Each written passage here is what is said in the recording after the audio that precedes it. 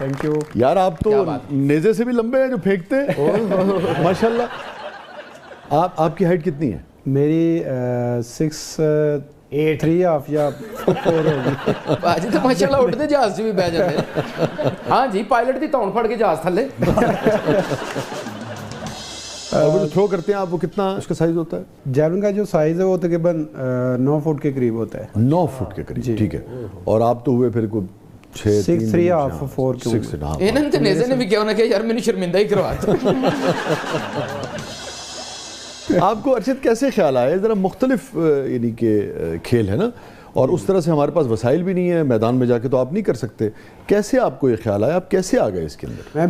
मैं क्रिकेट था, मैंने ऑल पंजाब क्रिकेट खेली, बड़ी अच्छी गेम थी मेरी क्रिकेट की। तो फिर मैं क्रिकेट छोड़ के जो है ना वो मैं एथलेटिक्स में आया। मेरे जो भाई थे बड़े, वो एथलेटिक की गेम करते थे। तो आपको पता है कि क्रिकेट में आना बहुत मुश्किल हो जाता है। तो फिर वो कहते यार आप एथलेटिक्स में हैं, जैसे कि मैं अपनी गांव की टीम की तरफ से खेलता था और सिटी की टीम की तरफ से खेलता था। तो वहाँ पे मेरी माशाल्लाह बड़ी मेहनत होती थी, तो अक्सर हम मैच जीत जाते थे। क्रिकेट करना ये तो मियां चनो नेज़ा सुटते से मुल्तानो लगता। तो इसी तरह फिर मैंने आगाज़ किया एथलेटिक का। तो मैंने माशाल्लाह फुटबॉल भी खेला है, मैंने कबड्डी भी खेली है, क्रिकेट भी खेली है, और एथलेटिक्स में पहले तो पाजी थैंक यू। एथलेटिक्स में फिर आया। एथलेटिक्स में तकरीबन 23 इवेंट्स हैं, उसमें भी मैंने तकरीबन 7-8 जो है इवेंट्स मैंने किया है। जैसे जेवलिन थ्रो है, शॉट पुट है, डिस्कस थ्रो है, एम्बर थ्रो है, हाई जंप और long jump, triple jump, 100 to 100 मैंने भागी हुई है, और इंटर डिवीज़न में बेस्ट एथलीट भी रहा हूँ। तो फिर आगे जब नेशनल मैंने खेली, मैंने वापडा ज्वाइन की 2015 में। फिर मैंने जो है ना वो जेवलिन का जो है ना वो आगाज़ स्टार्ट किया। अच्छा। फिर आगे प्रोफेशनल अल्हम्दुलिल्लाह हुआ। तो इसी तरह ही है। तो आपको अच्छा लगता था ये जेवलिन थ्रो करना, या देखते थे किसी को आइडियल था? नहीं, देखता नहीं था। देखता मैं अपना, जो मेरे भाई थे उनमें एक भाई जो बड़े हैं वो शॉट पुट करते थे, और छोटे भाई जो थे वो जेवलिन थ्रो करते थे। अच्छा, पहले से करते थे वो? उनकी तरफ देख के मुझे शौक हुआ। अच्छा, उन्होंने मुझे इस गेम पे लगाया। क्योंकि मेरे बेसिक उस्ताद हैं वो मियां चन्नू से हैं, ऋषिक अहमद साकी साहब। ठीक है। उन्होंने अल्हम्दुलिल्लाह मुझे बड़ा आपके उस्ताद जी के लिए भी थैंक यू, थैंक यू। बहुत कोई खास टेक्निक होती है, या ये है कि भाई आपने बस फेंकना होता है? सर खत फेंकने की प्रैक्टिस होगी ना बहुत। मैं भी जाता नहीं।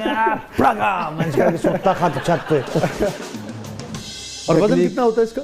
800 ग्राम। 800 ग्राम जी। टेक्निक इसमें ज़्यादा मैटर करती है। टेक्निक ज़्यादा मैटर जी।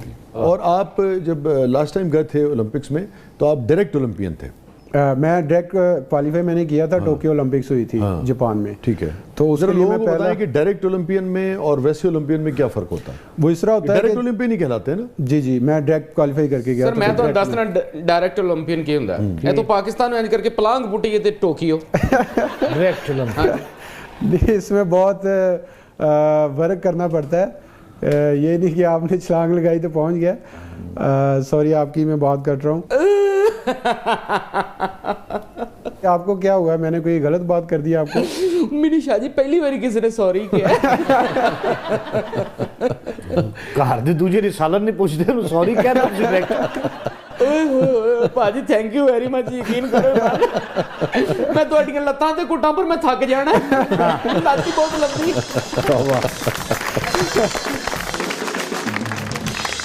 वो आप बता रहे थे कि डायरेक्ट जो क्वालिफाई करता है उसका एक टारगेट होता है हर इवेंट का। ठीक है। जैसे कि जेवलिन थ्रो का उन्होंने एक टारगेट दिया हुआ है कि आपने 85 मीटर करना है। तो 85 मीटर? जी। तो आप डायरेक्ट जो है ना वो क्वालिफाई कर जाएंगे। तो मैंने अल्हम्दुलिल्लाह फिर मैंने उस वक्त साउथ एशियन गेम्स हुई थी नेपाल काठमांडू में। वहाँ पे फिर मैंने जो है ना वो क्वालिफाई किया था और उस गेम का रिकॉर्ड ब्रेक किया था। पाकिस्तान का भी साथ ब्रेक किया। तो वहाँ पे मैंने डायरेक्ट क्वालिफाई किया था। इस मरतबा आप फ्रांस जा रहे हैं? जी बिल्कुल, फ्रांस ओलंपिक्स हो रही है और इसके लिए भी मैंने अल्हम्दुलिल्लाह डायरेक्ट क्वालिफाई कर लिया। वाह भाजी ने तो वीज़ा की जरूरत पैनी। जिया ने उठ के टुर जाना जी।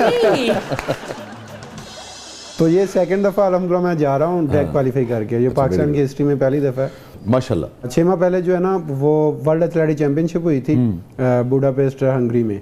तो वहाँ पे मैंने ये मेडल जीता है। वर्ल्ड में हमारा ये भी पाकिस्तान की तरीक रकम की है मैंने। वर्ल्ड में मैं सेकंड हुआ हूँ। बस थोड़े से फासले से मैं आ रहा हूँ। लेकिन मैं उसको हार नहीं समझूंगा। आप समझ लें कि मैंने जो थ्रो की थी वो 87.82 थी, माशाल्लाह। और जो फर्स्ट था उसकी 88 आई थिंक 07 थी। तो इसमें मुझे इंजरी भी थी राइट नी की, तो अगर देखा है तो शायद मेरी इंजरी ना होती तो मैं वर्ल्ड का रिकॉर्ड कर चुका था, क्योंकि वर्ल्ड का रिकॉर्ड जो है वो 92 पॉइंट है। अच्छा। और मेरी जो बेस्ट रो है वो 90 प्लस है। अच्छा, तो 90 प्लस जी। ग्रेट यार। वर्ल्ड एथलेटिक चैंपियनशिप से पहले एशियन चैंपियनशिप हुई थी थाईलैंड में, और इस वक्त जो वर्ल्ड रिकॉर्ड है वो क्या है? वर्ल्ड रिकॉर्ड वो 98 है। 98.48 और है। वो किस मुल्क के यानी कि? वो चेक रिपब्लिक के हैं, जॉन्स लेजनी, उनका रिकॉर्ड है। चेक। जी। और किस किस्म की ट्रेनिंग आप करते हैं? ट्रेनिंग हमारी मुख्तलिफ होती है। तकरीबन हमारे 2 सेशन होते हैं, सुबह और शाम का। 2.5 से 3 घंटे सुबह हम करते हैं। अगर सुबह हमने 2.5 से 3 घंटे नहीं किए तो शाम को करेंगे, और साथ 1.5 से 2 घंटे होते हैं। अच्छा, बाकी तो जिम करते होंगे, दीगर एक्सरसाइजेस करते होंगे? इसमें जिम आ जाता है, आपकी स्पीड वर्क आ जाता है, मेडिसिन बॉल आ जाते हैं, और जैवलिन की टेक्निक है, हडल जंप आ जाते हैं। जैवलिन कितनी मरतबा एक दिन में आप जिसे कहते हैं कि हम हफ्ते में 2 टेक्निक करते हैं जैवलिन की। 100 मरतबा, 150 मरतबा, जैसे स्विमिंग नहीं, मेरी जो मैक्सिमम मैं जो जैवलिन की थ्रो करता हूँ वो तकरीबन 25 से 30 बस। अच्छा। इससे ज़्यादा नहीं मैं करता। अच्छा। भाई इतनी करता हूँ। उसके साथ भी ट्रेनिंग होती है, हमें शॉट पुट की जो है ना वो थ्रोइंग करनी पड़ती है, वो भी ट्रेनिंग का हिस्सा है। उसके साथ फिर हडल जंप होते हैं, फिर अखाड़े में जंप होते हैं, और स्पीड वर्क होता है। वाह। आपको पता है, ये मैं वो देख रहा था एक वीडियो जिसमें किसी ने जैवलिन फेंका और वो जाके ना किसी को लग गया एक ग्राउंड में। आज बिल्कुल पाकिस्तान में एक प्लेयर को लगा था पाँव पे जैवलिन। अच्छा। तो इसके लिए एक आपको तो बाहर का वाकया है ना? नहीं, ये मैं पाकिस्तान का बता रहा हूँ। अच्छा, पाकिस्तान का। अच्छा, पाकिस्तान में भी हुआ है? पाकिस्तान में भी ऐसा हुआ अच्छा। है।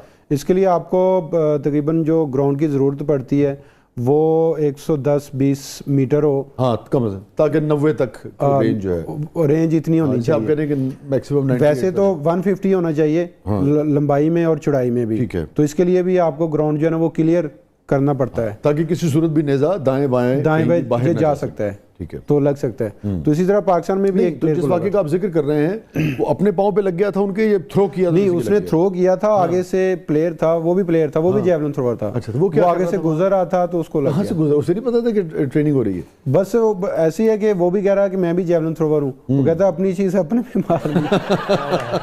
चलिए, एक बार एक कबूतरबाज का कबूतर थल्ले नहीं सी आ रहे, उन्हें फिर भाज की मदद ली। ओहो। अरशद साहब ने इंज करके थल्ले खलो के नेजा मारे, तो बेचारा मर गया होगा। ना ना कबूतर सियाना सी। उन्हें कहा जी तुसी चैंपियन हो तो मैं भी चैंपियन।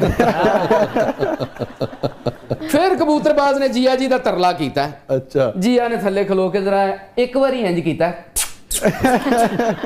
कबूतर सी ठरकी, वो दोस्तां समेत थल्ले। क्या जिया दे कोल आके सारे कबूतर गुटकू गुटकू गुटकू गुटकू गुटकू गुटकू। आपने तो हम दोनों को फेल कर दिया, मुझे भी और कबूतर को भी। तो चैंपियन आपने जिया को बना दिया, जिनको जैवलिन के बारे में शायद पता ना हो। शाह जी, अब हमारा सेगमेंट है जबरदस्त पब्लिक सब जानती है, और इसमें पब्लिक आपसे कुछ भी पूछ सकती है। तैयार है आप दोनों? बिल्कुल जी बिल्कुल। चलो भाजी रेडी हो जाओ। लोगों ने भी पूछना कि धारी वाला नेजा किवें बनदा है। ये जो आप लोग जेवलिन जो यूज करते हैं, जी जी, ये पाकिस्तान में बनता है या बाहर से आता नहीं है? बाहर से सर। बाहर से आता है, क्योंकि उसका तो बड़ा मखसूस वेट, साइज, हर चीज जो है बड़ी नाप तोल की होती है। बिल्कुल मखसूस लकड़ी का होता है ना? पाकिस्तान च बनदा हुंदा ते मुखालफ वास्ते उन्हें 2 किलो दा बना देना। ये एल्युमिनियम का होता है। एल्युमिनियम का होता है। जब आप प्रैक्टिस करते हैं तो हैवी उससे करते हैं? नहीं, उसी वेट के साथ। उसी वेट के साथ। हाँ जी। हवा किस तरफ की है, मौसम कैसा है, उसके भी असरात होते हैं रिजल्ट पे, या ये कि नहीं ऐसा नहीं होता? नहीं, उसमें हवा भी काउंट करती है। अगर आगे से हो तो ज़्यादा प्रॉब्लम बनती है। ठीक है। फिर आपको उसी हिसाब से, हवा के हिसाब से आपको एंगल देना पड़ता है, तो फिर जैवलिन जाता है। मौसम के असरात इतने नहीं आते कि आपका रिजल्ट जो है वो बदल जाए, ऐसा नहीं है इस खेल में? मे भी आप कह सकते हैं कि जैसे अभी मैंने 90 मीटर थ्रो की है तो मैंने मेहनत बहुत ज़्यादा की है। अगर हवा का दबाव ज़्यादा है, ठीक है, तो आप, अगर आपकी किस्मत में गोल्ड लिखा है तो आपको 90 पे नहीं मिलेगा, 80 पे मिल जाएगा। ये हो सकता है। सभी जो कि सबको ही वो फेस करना पड़ रहा है। जी, वो सभी फेस करते हैं। मगर ये भी तो होता है ना बात औक़ात कि जिस पैच में आपने किया उसमें हवा का दबाव आपके मुखालिफ है, दूसरे ने किया तो नहीं है हवा।